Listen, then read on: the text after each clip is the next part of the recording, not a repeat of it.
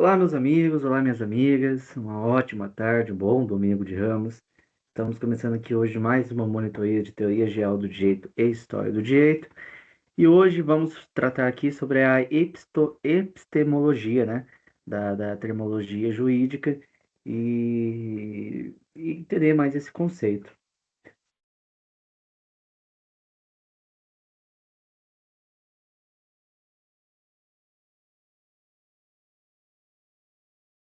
Olha só.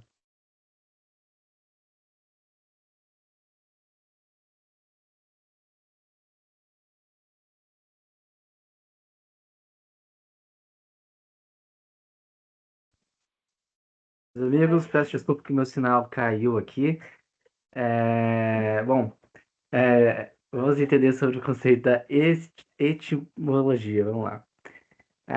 O Thiago, na última sexta-feira, trabalhou com vocês a questão sobre a ciência, né? O estudo do conhecimento jurídico, de onde nasceu todas as ideias da teoria geral do Estado, contratualismo, o direito positivado, o direito natural das coisas. E entender isso é muito importante para a gente poder entender a filosofia de cada juiz, sobre a doutrina de cada um. Em primeiro momento, o Tiago trabalhou com vocês a questão essa contextualização, né? E a gente pode já, de uma análise etimológica, né, meus amigos, entender que a etimologia, né, que a logia e o estudo da logia, né, esse vocábulo tem origem grega, né? E a gente pode também, a partir disso, entender melhor a definição do direito, né? Bom, o Tiago começou já falando com vocês sobre a definição do direito, né? Explicando para vocês a origem da palavra jure e dite também. Ditar o direito, né? Que logo mais à frente vocês vão estudar um pouco sobre o poder jurisdicional. Outra coisa que o Tiago também tratou com vocês foi sobre as facetas da norma, faculdade, o direito justo, ciência e fato social. Algo que a gente vai tratar aqui. Eu só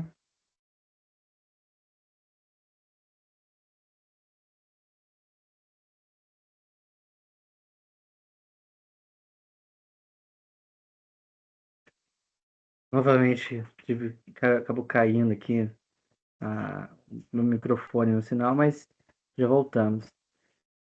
A gente tem dentro do direito várias facetas, várias interpretações. A gente pode se entender que vocês, ao longo do semestre, vocês vão ver que muitos eventos históricos implicaram no que a gente entende hoje como direito. Uma delas é, por exemplo, as teorias de Montesquieu sobre Estado, o John Locke. Vocês vão ver também que a Revolução Francesa, né, impactou diretamente na construção de várias ideias, de várias normas sobre propriedade, liberdade, igualdade.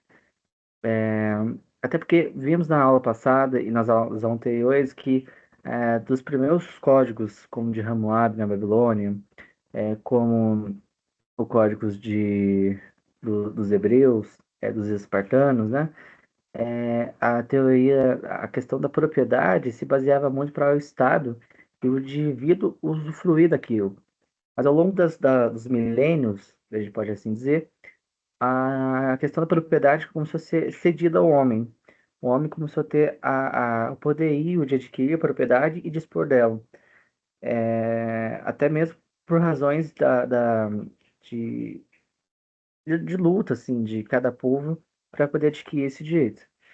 Então, a gente, ao longo dessas décadas, vários pensadores contribuíram, né, para que hoje a gente conhece como direito, e assim foi criado várias facetas, né? Eu criei um Word, um documento, depois enviar para vocês no grupo um PDF, que eu descrevi cada faceta do direito e cada fundamentação filosófica. Além disso, também deixei referência de alguns livros e alguns sites muito bem, com um conteúdo bem interessante para a gente poder entender. A gente pode começar a entender o direito como norma, né? O direito que é no sentido de lei, de uma norma, já está prescrito. Embasamento disso pode ser como a gente pode usar referências aquelas as 12 tábuas, né, de Roma, ou as 10 leis, os 10 mandamentos, né, de Deus para o povo hebreu.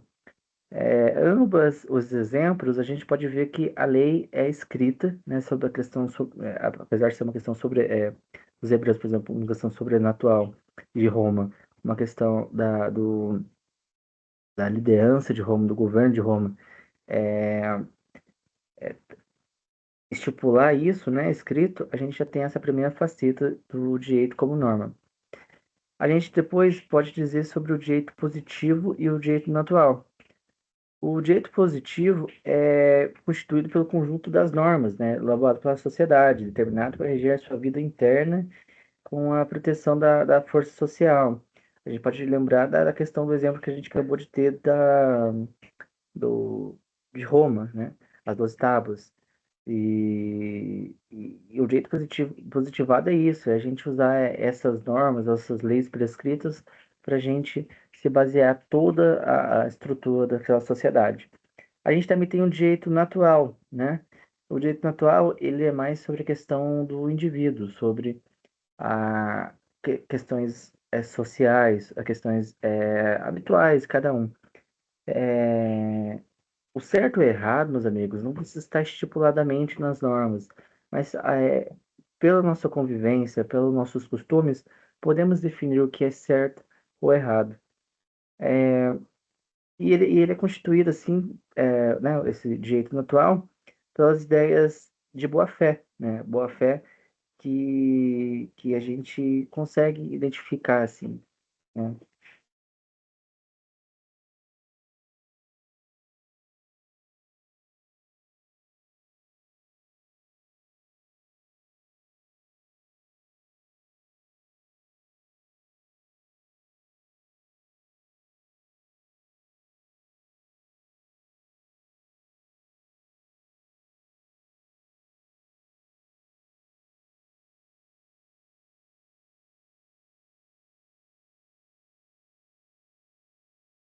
Meus amigos, desculpa novamente, acabou caindo aqui, mas vamos voltar.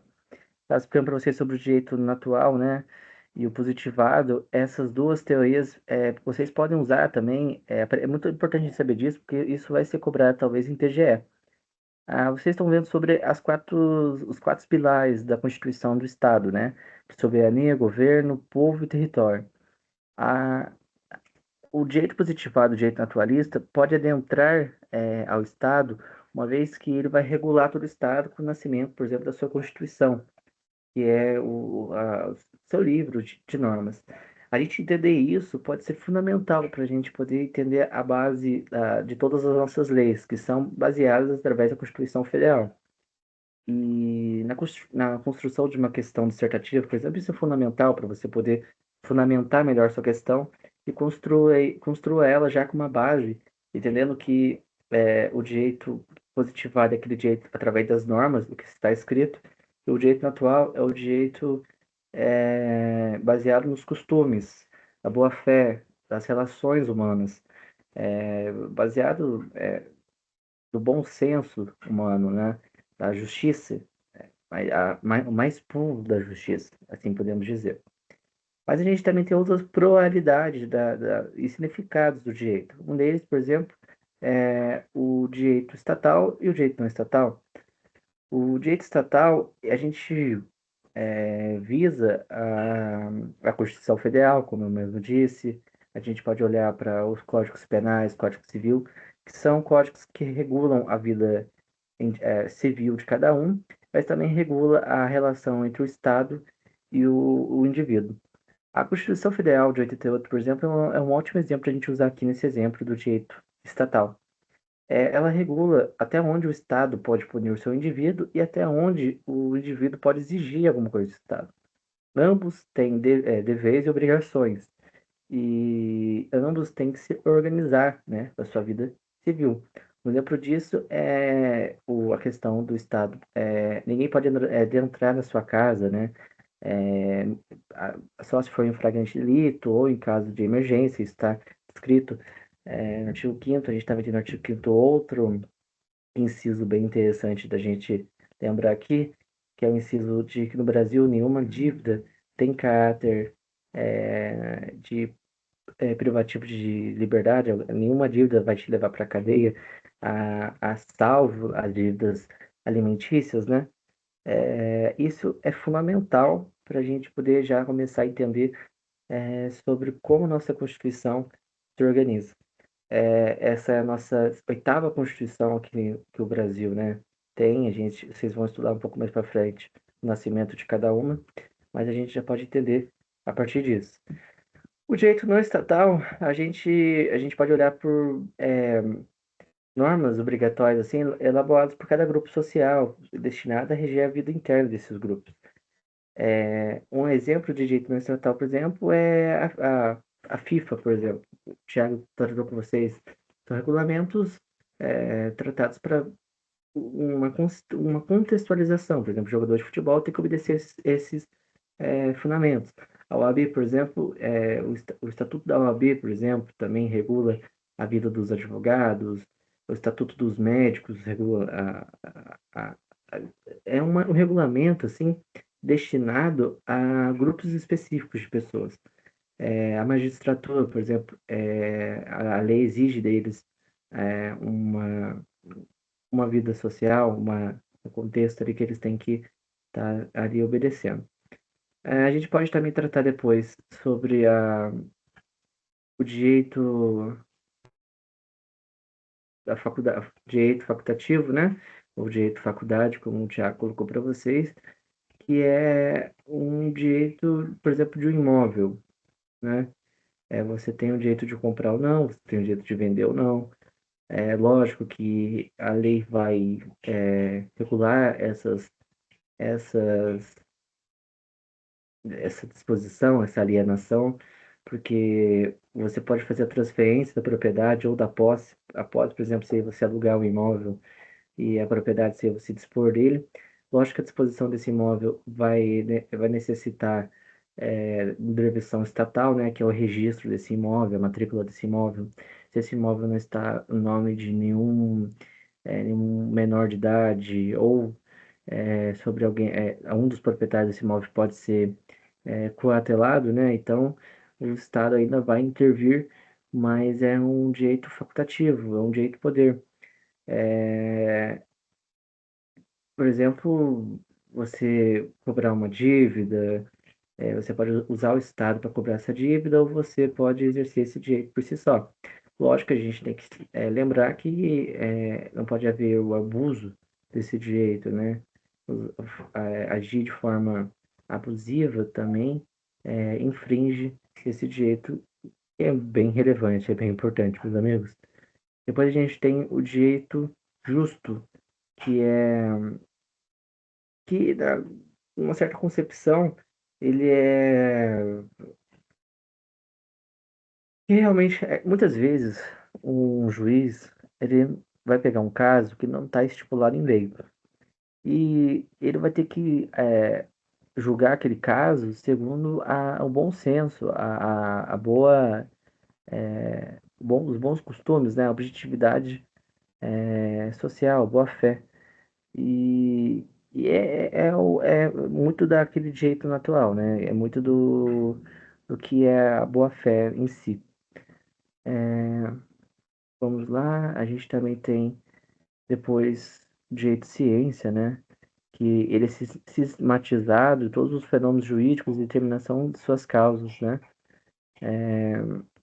Ele adota assim metodologias, ele busca a verdade, ele é regido por várias opiniões, vários doutrinadores. E o direito de ciência, a gente pode tratar ele como uma questão de psicologia, biologia, ciências. A gente pode ter o direito de diversas áreas, né? Não a convicção da boa-fé popular, mas a boa-fé científica, assim, melhor dizendo aqui. A gente também tem o direito como fato social, né? Que é a sociedade e seus fenômenos sociais. Nesse sentido, é uma tentativa para realizar um determinado meio social.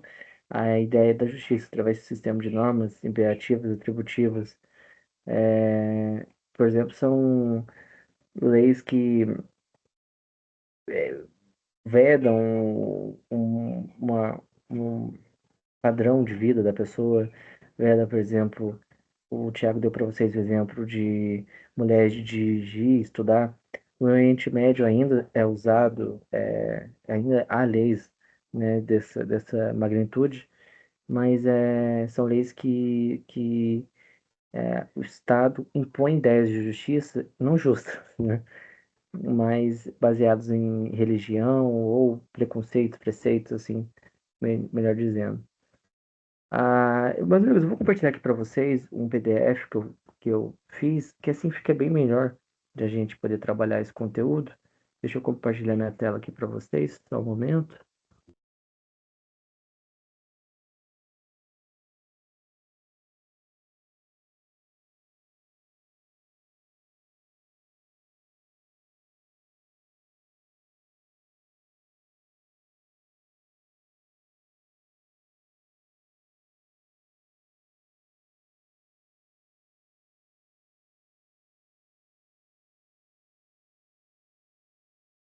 Exibição de compartilhar a tela.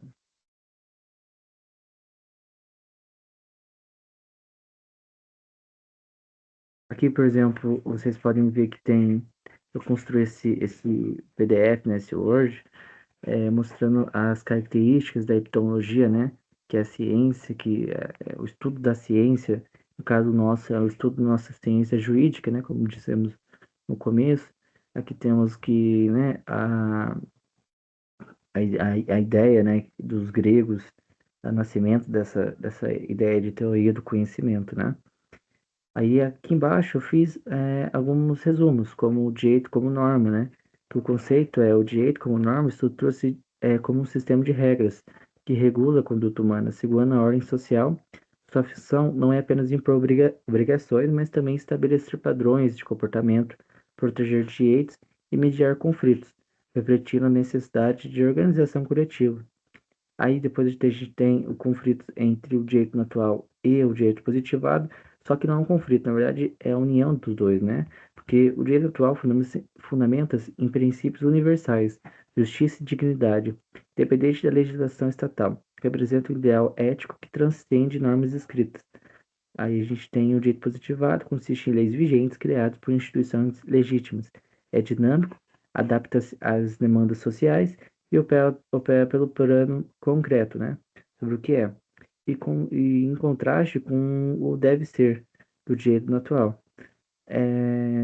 Muitas vezes, esse contraste, por exemplo, muitas vezes a gente vai ver o que está escrito em lei e a gente vai achar injusto.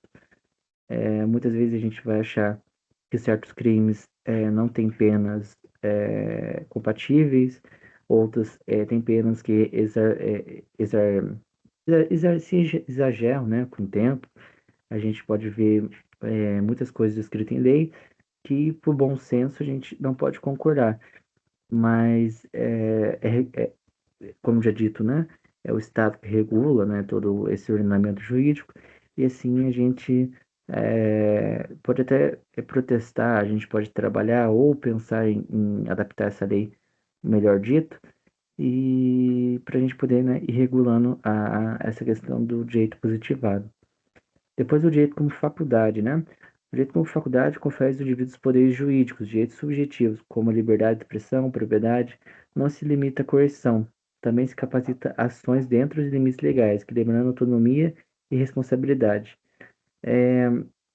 Como eu tinha dito para vocês sobre a questão de adquirir uma casa ou não, mas você teria, né, obrigações com o Estado, de questão da matrícula do imóvel, saber se um dos proprietários tem curatela, né, para poder ter autorização estatal para venda aquele imóvel.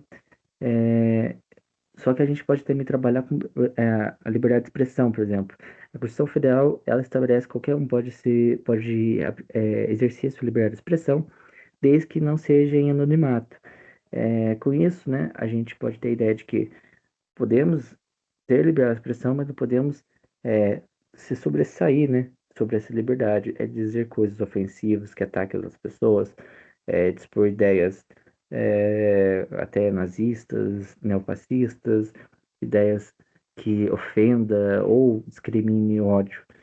Então a gente tem essa questão do direito por faculdade, de fazer ou não, e fazendo, havendo um limite, né, imposto pelo Estado, né? Aqui eu coloquei para os seus aspectos práticos, o contexto, né? Escute-se até onde o Estado pode intervir para garantir que a exercício de uma faculdade, que não prejudique terceiros ou a ordem pública.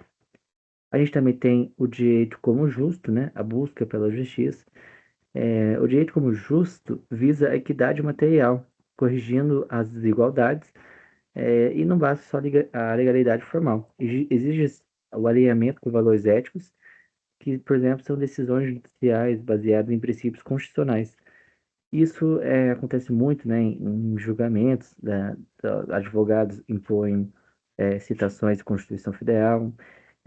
A gente tem remédios constitucionais que vocês vão ver mais para frente. Um deles, por exemplo, é o habeas corpus, né, que garante a manutenção do exercício da liberdade da pessoa que foi indevidamente presa, que foi,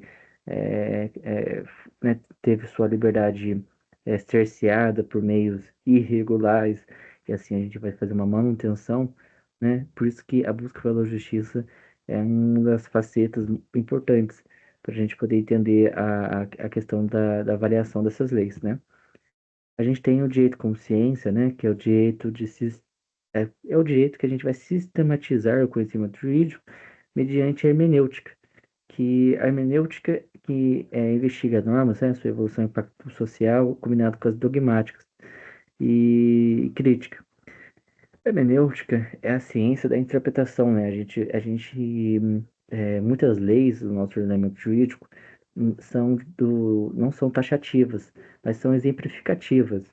Vocês vão ver que muitas das vezes o que está escrito em lei é necessário uma interpretação mais a fundo, porque a lei não vai conseguir cobrir tudo o que acontece sobre aquele determinado tema que ela trata.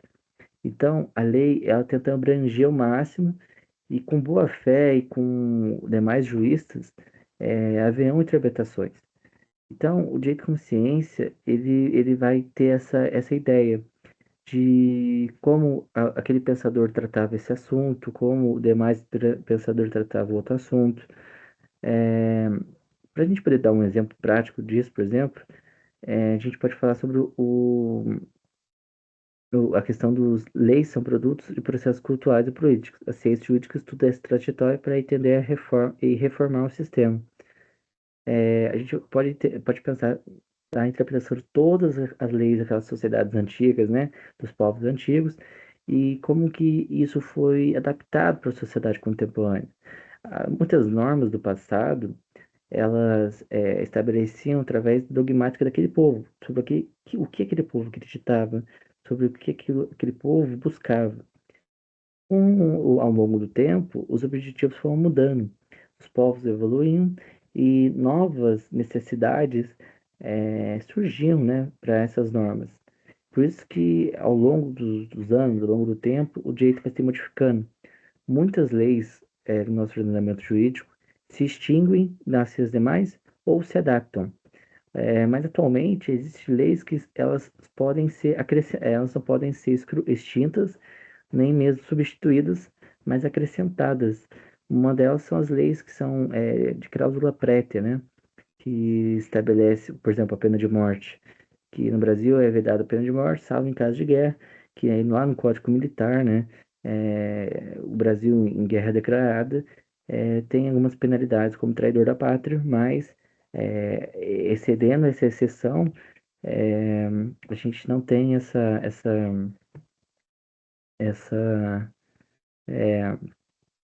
essa penalidade embutida às demais penas. A gente também pode tratar o direito como fato social, né, meus amigos? Que o direito ele vai emergir das relações humanas, moldado pela cultura, pela economia, tecnologia. Não é abstrato porque ele reflete e transforma realidades, né? Leis ambientais, as crises climáticas, que é o direito como fato social de natureza social, por exemplo, é uma coisa que estamos vivendo, né? A questão da emissão de carbono mundialmente, essa guerra comercial que estamos tendo agora entre os Estados Unidos e China, na verdade, Estados Unidos e o mundo todo, porque o Brasil também foi afetado pelas taxas. Com base nisso, a gente pode refletir sobre o nascimento aí, a partir disso, de novas normas, normas que regulem o comércio internacional, que regulem e assegurem a soberania nacional. Lembrando que a soberania, sobretudo, é uma das facetas que constitui o Estado, que a gente, que a Constituição, o nosso código, é, estabelece, né? Nenhum país pode determinar, pode implicar a gente, como a gente vai se organizar, como a nossa defesa militar. E com isso, a questão ambiental que estamos vivendo, questão econômica, a gente pode refletir sobre como é importante o Brasil estabelecer normas que, sobretudo, proteja a soberania nacional e o Estado. Com acesso à internet, à inteligência artificial, países como os Estados Unidos e China, é, que já, né, tem que dominam, né, o mundo todo, deve se impor um limite, né, para eles poderem atribuir decisões que impactam diretamente o nosso país. A gente também pode ver o direito como uma dimensão dinâmica, né, meus amigos? Que é o direito evoluir, com os direitos trabalhistas, por exemplo, para poder se adaptar para os novos empregos que vêm surgindo. Isso é muito importante porque muitas profissões nascem e muitas profissões desaparecem todos os dias. Isso é derivado essa evolução humana e isso é normal. Só que é muito importante a gente ter leis trabalhistas, por exemplo, que evoluam junto com o tempo. É o mesmo exemplo que de natureza social. Meus amigos, aqui nesse PDF, eu coloquei para vocês aqui 24 ideias, né, sobre a epistemologia jurídica, sobre o iluminismo e o direito, que o iluminismo, né, vocês sabem que foi um movimento da Revolução Francesa, que afastou o CREO, né, do Estado e regulou também a interferência do Estado sobre o indivíduo também. Porque daí o iluminismo defendeu a razão, a liberdade econômica e a política, e criticando, né, o absolutismo e o mercantilismo. Vocês vão ver que o iluminismo é um movimento que é, é o berço de muitas normas jurídicas, de muitos preceitos que atualmente vivemos. A gente também tem aqui mencionado que a tragédia de Antígona, que esse conflito, né, de leis divinas com as leis humanas é uma coisa que precisava haver um equilíbrio. Vocês lembram que por exemplo, o Hammurabi, né, da Babilônia, tinha uma norma de processo onde o julgamento muito se baseava no sobrenatural, sobre aquele que entrava no rio e quem saísse do rio estava limpo, estava é, purificado de certa forma. Isso ao longo do tempo foi se conflitando, porque será que a pessoa que sai do rio realmente é inocente, ou ela realmente é culpada, ou aquela que morreu dentro do rio? Ao longo do tempo, as pessoas foram refletindo isso, foram modificando esse jeito de pensar. Dá a César o que é de César, essa é uma das frases que está mencionada na Bíblia, né? Marcos 12, Mateus 22 e Lucas 20.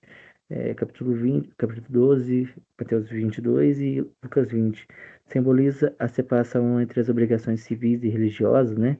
Influenciando os debates sobre a submissão à autoridade secular. Aqui são sobre as obrigações que a gente tem com o Estado e o Estado com a gente, mas é, aí a gente pode ver que o direito também estabelecia ah, as obrigações que o indivíduo tinha com o Estado e com o seu Deus, com a sua dogmática, sobre a sua religião.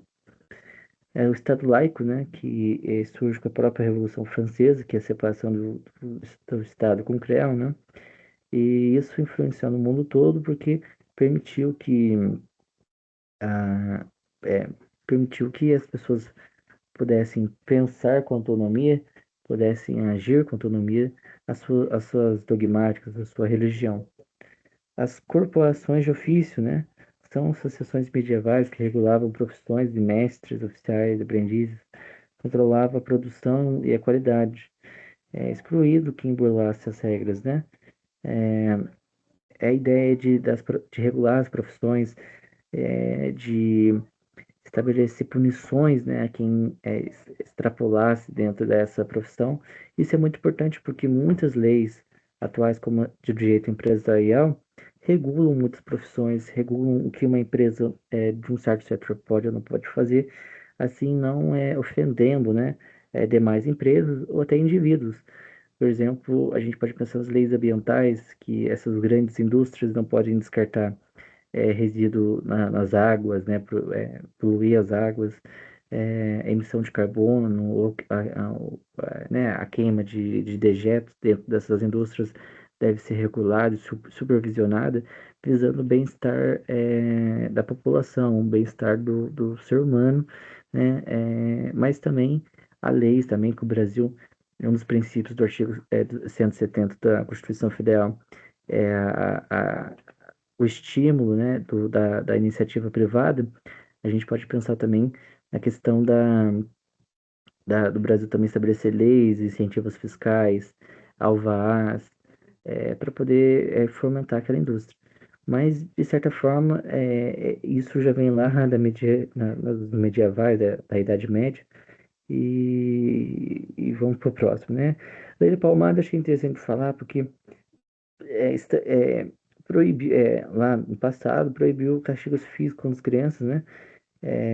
Hoje a gente tem o ECA, que é o Estatuto da Criança e Adolescente, que é lógico que no último século a gente teve uma evolução muito maior, porque no século passado era muito comum crianças se submeterem a trabalhos que ofereciam risco físico a elas, trabalhos insalubres, trabalhos com uma periculosidade muito alta.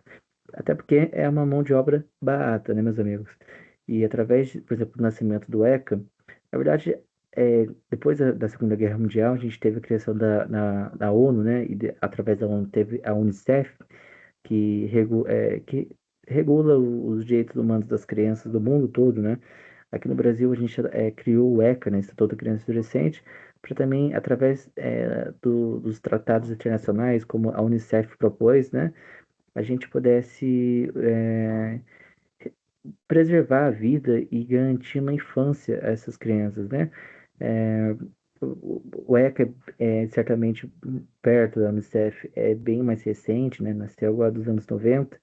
É, o Brasil é um exemplo histórico do que foi o descumprimento dos direitos das crianças dos anos 80, né? Das crianças em trabalhos análogos à escravidão, né? Porque muitas crianças não tinham opção de estudar, elas tinham que é, trabalhar em empregos que desgastavam seu corpo, que comprometiam sua saúde, empregos que não permitiam elas usufruir essa fase da vida delas. Mas isso foi uma cultura de séculos, é uma cultura de milênios, né, meus amigos? Mas ao longo do tempo, através do direito, através das leis, conseguimos diminuir isso em peso, né? Isso ainda existe, não foi ainda totalmente dizimado, mas perto do antigamente a gente pode refletir isso. Essa lei da palmada ainda é recente, né? É de 2014, mas a gente também tem uma lei super interessante que, né, hoje que foi atribuída ao nosso código há pouco tempo, que é a lei Henri Borel, né? Que é uma qualificadora, né? A homicídio praticado contra menores de 14 anos, e também que vela também a lei Henri Borel, o tratamento degradante, né, e o tratamento que ofenda, né, a integridade da criança, não só física, mas moral também, assim preservando os direitos infantis, né, das crianças e adolescentes do Brasil. Aqui a gente tem um, um filósofo, Jeremy Bentham, que é o pai do utilitarismo, né? Ele criou assim, um modelo de vigilância, de critérios racionais para a gente poder criar as penas e reformas penais ao longo, né, do contexto jurídico da época dele. Depois a gente tem a evolução dos direitos da mulher, né? Que a gente viu desde o começo da sociedade. A mulher, ela sempre foi alvo de punições como morte em caso de adultério, elas sempre foram privadas de divórcio, privadas de, como as sociedades privavam ela de constituir propriedade, negócios, outras sociedades estabeleciam ela a obrigação de ter filhos, a obrigação de constituir família, né? E também a questão delas serem excluídas, por exemplo, dos testamentos, mas elas têm direito apenas ao seu, é, né, a sua, a- o valor pago, né, para o seu noivo, seu marido, né, seu dote, né. É, a gente pode ter visto, a gente pode perceber aí uma evolução muito grande. O adultério no direito, né, que a gente estudou bastante sobre questão que ele foi punido como morte, como multa ou desterro, né, como aqui dito até Portugal. Mas aqui no Brasil, por que que pareça, faz pouco tempo que o adultério deixou de ser crime. Até o momento, até 2005, o adultério ele é considerado crime, né, é regulado no próprio Código Penal. Essa lei foi extinta, mas hoje a gente tem indenizações, né, por danos morais, por exemplo, se esse adultério for causar à vítima constrangimento popular ou for de forma agressiva, certamente, à vítima. A separação de igreja e Estado no Brasil, por exemplo, do Império Katolicista e a República, né? O Brasil é um país que tem um berço ali católico, né?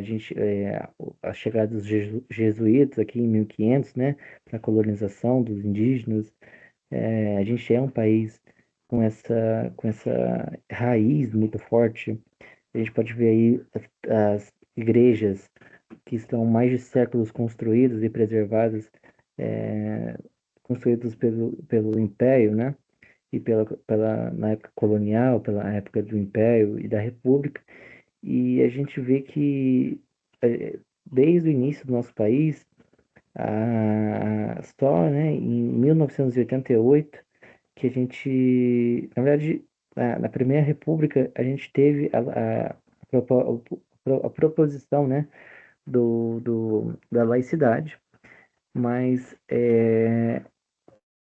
apesar dessa laicidade, muitas religiões de cunho africano, de matrizes africanas, religiões diversas ao catolicismo, ainda no Brasil eram muito perseguidas. Uma coisa legal de a gente saber é que um dos maiores escritores do nosso país, Jorge Amado, ele é deputado federal e socialista também, né? Teve que se exilar do Brasil por alguns anos, né? Devido à perseguição política. Mas o Jorge Amado, através de um projeto de lei, criou aqui no Brasil a lei que protege a autonomia religiosa, protege a lei da liberdade religiosa, né? Isso é muito importante porque a gente pode ver que, apesar do nosso Estado ser laico, a perseguição e a segregação religiosa, onde pessoas que praticassem demais religiões poderiam ser agredidas e seus agressores não serem punidos, é muito comum no século passado. Mas após nossa nova Constituição de 88, começou a ser estabelecido punições severas a quem praticasse qualquer ofensa ou agressão contra outra religião, e a separação do catolicismo foi é, da religião, né, do império, foi mais, é, né, foi separado de forma mais gradual. A gente também tem um crime por desacato, né, que é, nasceu na Alemanha. São crimes que trata sobre a questão da honra, né? Crime contra as honras, sobre a questão de proteger. Hoje a gente tem o crime de desacato à autoridade, que a gente tem aqui no Brasil, é a questão de costumes, né? Da gente não desrespeitar funcionários públicos e particulares. Algo bem interessante que alguém que esteja em detrimento da sua profissão, dependendo se for um funcionário público ou de uma iniciativa privada, não merece ser coagido de certa forma. Não, a lei estabelece a proteção àquela pessoa, né, aquele funcionário que está em sua plena exercício profissional. Lógico que se ele se de certa forma você foi injustamente provocado, né, e haver essa reação, o caso vai ser analisado, mas não é porque ele está ali no exercício da profissão que você pode estabelecer ali uma relação de superioridade, agredindo a honra, a integridade daquela pessoa que é um profissional. A gente pode ter a ideia de duelos, né? Um desses exemplos duelos é um, né, o derramamento, o que seria duelo? Duelo a gente pode classificar, né, a questão de dois indivíduos que tiveram um conflito, que ambos exerciam o direito de duelar um contra si. Isso a gente pode pensar que infringe, né, toda a questão que o Estado de proteger o indivíduo, até porque isso seria uma autotutela, que é um pouco da lei de Damião, olho por olho, dente por dente, porque a autotutela, meus amigos, é um termo bem interessante a gente se conhecer, que é a gente fazer justiça com as próprias mãos. E isso infringe diretamente na, na sua, na sua.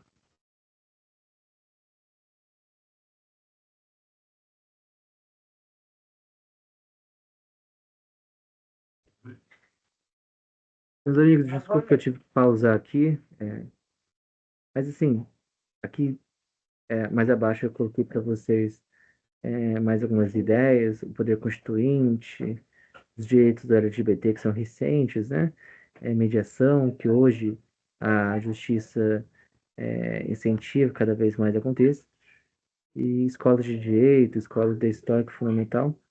E todo esse conteúdo eu usei baseado desse link, né? Esse link, deixa eu passar aqui para vocês, para você poder acessar aí. Só um instante.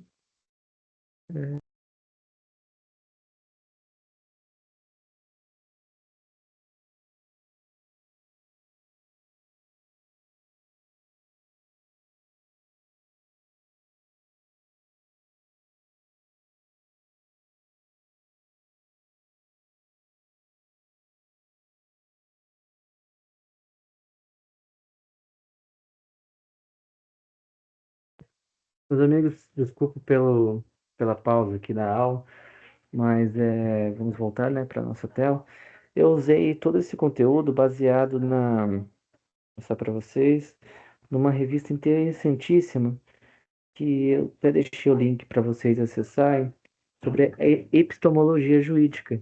Aqui conta sobre toda a história da ideia iluminista, sobre o nascimento da República do Brasil, a ideia de conceitos ilícitos do Egito Antigo, por exemplo, Antigônia. A gente tem aqui bastante conteúdo legal. Super recomendo vocês acessarem esse conteúdo para poder conhecer melhor a história do direito em determinadas sociedades. É lógico que eu tentei abordar com vocês aqui o máximo de conteúdo que eu posso abordar, porque muita coisa vocês vão aprender com os demais monitores e com o Dr. Tiago.